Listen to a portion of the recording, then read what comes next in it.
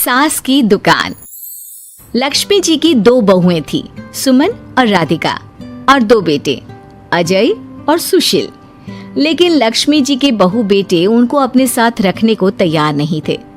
बहुओं के तेज स्वभाव के चलते लक्ष्मी जी को अपना ही घर छोड़कर एक किराए की कोठरी में रहना पड़ रहा था। कुछ दिनों से उनके बेटों ने उन्हें पैसे देना भी बंद कर दिया था। ऐसी स्थिति में लक्ष्मी जी ने अपनी जमा पूंजी से एक छोटी सी दुकान खोली। एक दिन शाम के वक्त, अजय सुनते हो, तुम्हारी माँ ने दुकान खोली है। दुकान अब इस उम्र में दुकान पर बैठेगी वो। अब क्या किया जा सकता है, माँ की तो बुद्धि सठिया गई है। मोहल्ले में मजाक बनाएंगे सब हमारा। अरे जेठ जी, इसमें परेशानी क्या है अगर सासू माँ ने दुकान खोली है? हाँ, राधिका ठीक तो कह रही है। अपनी दुकान पर बैठी रहेगी, कम से कम हमें परेशान तो नहीं करेंगी। हाँ, वैसे बात तो ठीक है। खुद के 2 पैसे कमाएंगी तो कभी कभार हमें जो खर्चा देना पड़ता है ना, वो भी देने से बच जाएंगे हम लोग। फिर किस बात की परेशानी, खोलने दो माँ को दुकान, हमें क्या। वैसे भी अपनी कोठरी में चुपचाप रह रही है ना, चाहे दुकान खोले या मॉल बनाए, हमें उससे क्या लेना देना। अगले दिन सुमन अपनी सास की दुकान पर पहुंचती है।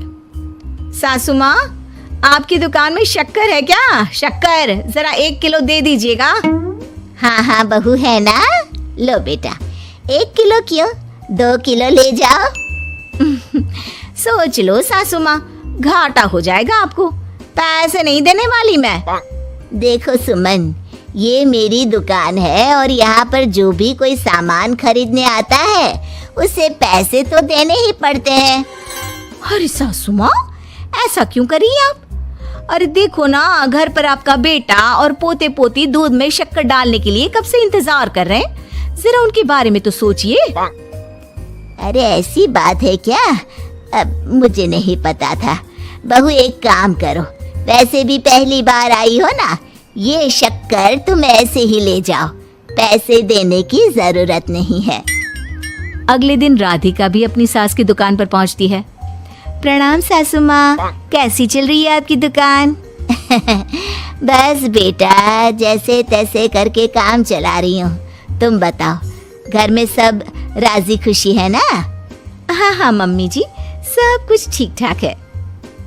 बताओ राधिका बहू, कैसे आना हुआ? कुछ काम था क्या? वो ना मम्मी जी, मुझे जरा 5 किलो आटा चाहिए था। मेरे पैर में ना बहुत दर्द है, इसलिए बाजार तक जाने में ना तकलीफ हो रही थी। घर पर बच्चे भूखे बैठे हैं, सोचा आपसे ही ले लेती हूँ। हाँ हाँ क्यों नहीं बेटा, ये लो 5 किलो आटा ले जाओ। हाँ लेकिन मम्मी जी, आपने जिठानी जी को शक्कर फ्री में दी थी, तो मुझसे भी पैसे तो नहीं लेंगी ना? हाँ, अच्छा ठीक है बेटा, कोई बात नहीं, तुम ऐसे ही ले जाओ, बच्चों से क्या पैसे लेना। कुछ दिनों के बाद लक्ष्मी का बेटा अजय दुकान पर पहुंचता है। कैसी हो माँ, दुकान तो अच्छी चल रही है ना तुम्हारी? सब मोहल्ले वाले तारीफ करते रहते हैं। अब क्या करूं बेटा, तुमने तो मुझे सहारा दिया नहीं, गरीब माँ को घर से बाहर निकाल दिया। कुछ तो करना पड़ेगा ना अपना पेट पालने के लिए। वो माँ ना बहुओं की बहुत चिक चिक रहती थी। अब देखो कितनी अच्छी जिंदगी है तुम्हारी, खुद कमाती हो, खुद खर्च करती हो। इससे अच्छी भला कोई जिंदगी हो सकती है क्या? हाँ बेटा, दिल को बहलाने के लिए तुम्हारी ये बात भी सही है, लेकिन कोई बात नहीं बेटा, मैं खुश हूँ। अच्छा माँ, मैं क्या कह रहा था, जरा 500 उधार तो दे देना। कमाल की बात है बेटा, तुम मुझसे पैसे उधार मांग रहे हो। तुम्हारे पास पैसों की क्या कमी है? अरे माँ, इस महीने की तनख्वाह नहीं आई और आप तो अपनी बहू को जानती है ना, उसे शॉपिंग करनी है। जल्दी वापस लौटा दूंगा माँ। ठीक है बेटा, ये लो 500 रुपए, लेकिन देखो कुछ दिनों में वापस दे देना, मुझे अपनी दुकान के लिए माल भी तो खरीदना है। हाँ हाँ ठीक है माँ, जल्दी पैसे लौटा दूंगा। बहुत दिनों तक अजय अपनी माँ लक्ष्मी के पैसे वापस नहीं देता और सुमन और राधिका बार बार किसी न किसी बहाने से अपनी सास लक्ष्मी की दुकान से बिना पैसे दिए खूब सारा सामान ले आती है, जिसकी वजह से लक्ष्मी को अपनी दुकान में बहुत घाटा होता है। फिर एक दिन जब राधिका सामान लेने के लिए लक्ष्मी की दुकान पर पहुंचती है, सासू माँ, जरा वो 1 किलो दाल तो देना। नहीं बहू, अब मैं तुम्हें या सुमन को कोई सामान फ्री में नहीं देने वाली। तुम लोगों ने कभी कोई मदद नहीं की मेरी, उल्टा मेरी दुकान से फ्री का सामान ले जाकर मुझे मुश्किल में डाल दिया है। लेकिन मम्मी जी, हम तो आपके बच्चे हैं ना। अगर इतना ही मेरे बच्चे हो तो फिर मुझे घर से बाहर क्यों निकाल दिया? देख बहू, अब मैं तुम्हें 1 रुपए का सामान भी फ्री में नहीं दूंगी। और जाकर सुमन को भी कह देना, आए दिन तुम्हारा पति मुझसे उधार ले जाता है और वापस भी नहीं लौटाता। राधिका गुस्से में घर वापस आती है। घर आने के बाद, क्या हुआ राधिका, बहुत गुस्से में लग रही हो तुम? सासू माँ की दुकान पर गई थी ना? सासू माँ का तो कुछ करना पड़ेगा, जब से ये दुकान खोलकर बैठी है। अक्कड़ तो देखो उनकी। अरे लेकिन हुआ क्या है? होना क्या है, दाल लेने गई थी, मुझे 4 बातें सुनाकर उल्टा भेज दिया, कुछ दिया भी नहीं। ये तो सासू माँ ने ठीक नहीं किया। देखो मेरे पास ना एक बहुत अच्छा प्लान है। कैसा प्लान भाभी? हम अपनी सासू माँ की दुकान में किसी चोर से कहकर चोरी करवा देते हैं और सारा सामान अपने घर मंगवा लेंगे। उसके बाद हमारे पास फ्री में सामान भी आ जाएगा और सासू माँ की अकल भी ठिकाने आ जाएगी। ठीक है भाभी, मैं आपका पूरा साथ दूंगी।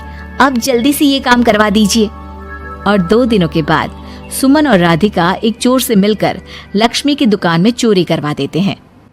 हे भगवान, ये क्या हो गया? इस उम्र में जैसे तैसे अपना गुजारा कर रही थी, लेकिन चोर मेरा सारा सामान लेकर चले गए। अब क्या होगा?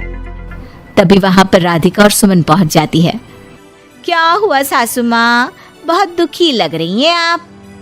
अरे क्या बताऊं, मेरी दुकान का सारा माल चोरी हो गया। अब अगर आप अपने ही बहू बेटे को सामान नहीं देंगी तो ऐसा तो होगा ना सासू माँ। अब राधिका की बात सुनकर लक्ष्मी को यकीन हो जाता है कि इस चोरी के पीछे कहीं ना कहीं उसकी दोनों बहुओं का ही हाथ है। लक्ष्मी एक प्लान बनाती है, पैसे उधार लेकर अपनी दुकान में फिर से खूब सारा सामान ले आती है। अरे भाभी, देखा आपने, सासू माँ की दुकान तो फिर से सामान से भर गई है। हाँ वही तो, मैं तो सोच रही थी कि एक बार में उनकी अकल ठिकाने आ जाएगी, पर लगता है फिर से कुछ करना पड़ेगा। लेकिन अब हम क्या कर सकते हैं? अरे वही जो हमने पहले किया था। इसका मतलब फिर से चोरी करवाएंगे? हाँ, उसके बिना हमारा काम कैसे चलेगा? और इस बार चोरी करने हम दोनों चलेंगे, कुछ नहीं छोड़ेंगे उनकी दुकान में। सुमन और राधिका दोनों मिलकर लक्ष्मी की दुकान में चोरी कर लेती हैं और सारा सामान चुपचाप अपने घर के स्टोर में लाकर रख देते हैं। लेकिन सुबह होते ही लक्ष्मी पुलिस लेकर सुमन और राधिका के घर पहुंच जाती है। इंस्पेक्टर साहब, मेरी इन दोनों बहुओं ने ही घर में चोरी की है। अरे ना ना इंस्पेक्टर साहब, ये हम पर झूठा इल्जाम लगा रही हैं। अरे हम क्यों इनकी दुकान में चोरी करने लगे? माँ, आपको शर्म नहीं आती अपनी बहू पर झूठा इल्जाम लगाते हुए? हाँ माँ, हम आपके बेटे हैं और ये आपकी बहुएं हैं, आप ऐसा कैसे कर सकती हैं? लक्ष्मी जी, क्या आपके पास कोई सबूत है? अरे इंस्पेक्टर साहब, आप इनकी बातों में मत आइए। ये हमारी माँ है और इनकी दिमागी हालत ठीक नहीं है, इसीलिए तो हमसे अलग रहती हैं। इंस्पेक्टर साहब, मेरी दिमागी हालत बिल्कुल ठीक है और मेरे पास इन दोनों के खिलाफ बहुत बड़ा सबूत है। बताइए, क्या सबूत है आपके पास? आप जरा मेरी दोनों बहुओं के हाथ पानी से धुलवा दो, फिर सब कुछ साफ साफ पता चल जाएगा। अरे हाथ पानी से धोने से क्या होगा माँ? आप दोनों मेरे सामने अपने हाथों पर पानी डालिए। जैसे ही राधिका और सुमन अपने हाथ पानी में डालती हैं, उनके हाथों का रंग लाल हो जाता है और ये देखकर सब लोग हैरान रह जाते हैं। अरे ये क्या, तुम्हारे हाथों का रंग अचानक से लाल कैसे हो गया?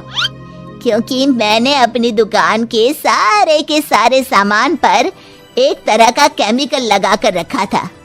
मुझे पता था जो भी चोरी करने आएगा वो सामान को अपने हाथों से उठाएगा और उसके हाथों पर रंग लग जाएगा। अरे माँ, आप तो बहुत चालाक निकली। इसे चालाक नहीं बेटा, बुद्धिमान कहते हैं। और जिसके तुम्हारे जैसे बहू बेटे हो उसे थोड़ा बहुत तो अपनी अकल से काम लेना ही पड़ता है ना। शर्म नहीं आती आप लोगों को अपनी ही माँ को परेशान करते हुए? हमें माफ कर दीजिए सासू माँ, हम आइंदा ऐसी गलती कभी नहीं करेंगे। और हाँ, आपको अपने साथ रखेंगे, आपकी सेवा करेंगे और पूरी इज्जत भी देंगे। हमें माफ कर दीजिए।